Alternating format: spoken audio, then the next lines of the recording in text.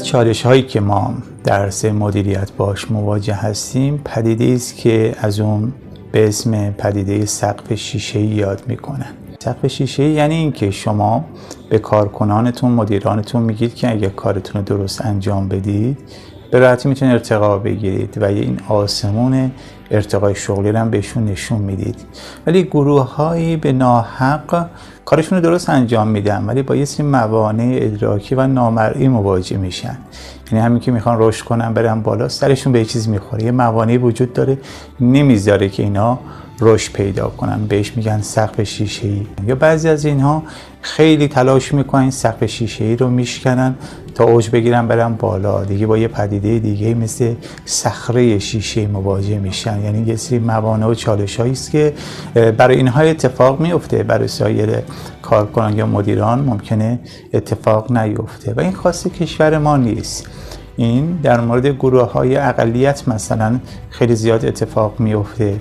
در امریکا یا در کشور اروپایی غربی هم این مشکلات وجود داشت و برای فرضاً افرادی که رنگین پوست بودن یا پیروی دین خاصی بودن و خانم‌ها زیاد اتفاق میفته. ببین خانم‌ها تقریباً نیمی از جمعیت کشور ما رو تشکیل میدن ولی نرخ مشارکت خانم‌ها در اقتصاد مملکت کمتر هستش نسبت به آقایون و حتی در انتصابشون به پست‌های مدیریتی باز ما شاهد تبعیضاتی هستیم.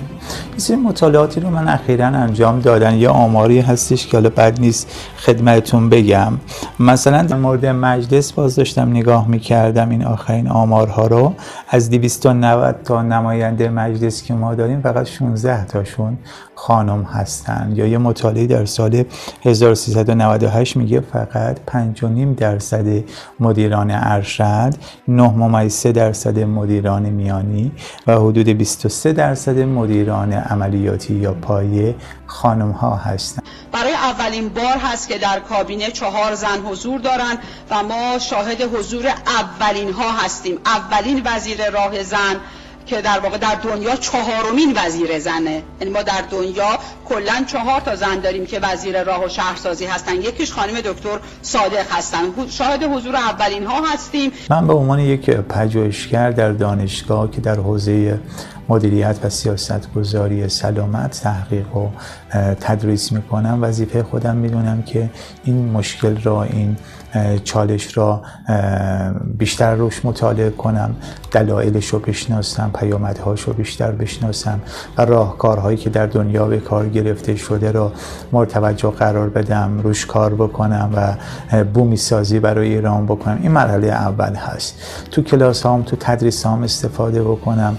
یعنی همین موضوع رو که شما به دانشجوها منتقل میکنی، به خصوص دانشجوی دختر، خودشون متوجه میشن که چه عواملی مانع موفقیتشون و ارتقای شغلشون خواهد شد و وقتی راهکارها رو میگی در این کمک میکنه اینها روی اون توانمندی‌های خودشون بیشتر کار کنن تا در رقابت با آقایون موفق تر بشن. ببین ما در مقابل پدیده سقف شیشه‌ای پدیده پله برقی شیشه‌ای رو داریم که برای آقایون اتفاق میفته. یعنی حتی آقایون ممکن در پست‌هایی که بیشتر زنانه باشه آقایون شانس موفقیت بیشتری در کسب پست‌های مدیریتی داشته باشن. یعنی مثلا شما یک کتابخانه‌ای رو در نظر بگیرید، فرضاً 5 تا 6 تا همکار خانم باشن، یه همکار آقا. به نظر شما کدوم یکیشون شانس مسئول کتابخونه شدن را بیشتر داره؟ ما به میگیم پله برقی شیشه‌ای. و یک کاری که من میکنم بحث حمایت طلبی هستش.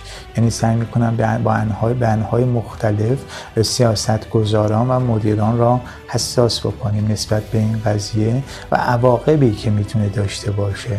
یعنی شما بعدها اگر این ادامه پیدا بکنه آسیب زیادی به سیستم وارد خواهید کرد.